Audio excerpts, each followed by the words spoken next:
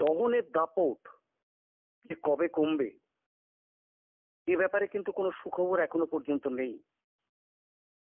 আবহাওয়াবিদদের অনেকেরই দাবি এবারের মতো এত দীর্ঘ সময় ধরে তাপপ্রবাহ গাঙ্গেয়বঙ্গের পরিচিত ছবি নয়। এবার কলকাতা সহ উপকূলীয় বঙ্গের গরমের চরিত্রের পরিবর্তনও দেখা দিয়েছে।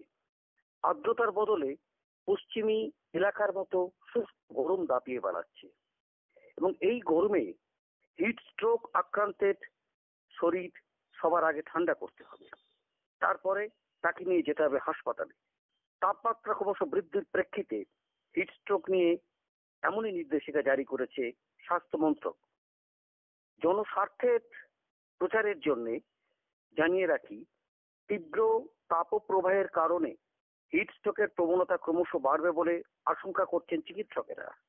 তাই এই সমস্যার ধরন, উপসর্গ ও জরুরি ভিত্তিতে শুশ্রূষা কি হবে সেই বিষয়ে একগুচ্ছ পরামর্শ নির্দেশিকা তৈরি করেছে স্বাস্থ্য মন্ত্রকের বিশেষজ্ঞ কমিটি।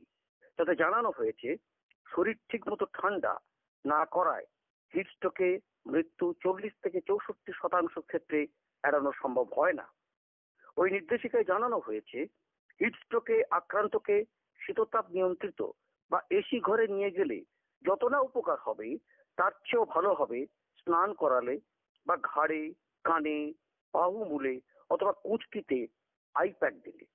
নির্দেশিকায় বলা হয়েছে, স্বাভাবিকভাবে মানুষের শরীরের তাপমাত্রা 97.7 থেকে 99 ডিগ্রি ফারেনহাইট পর্যন্ত থাকে।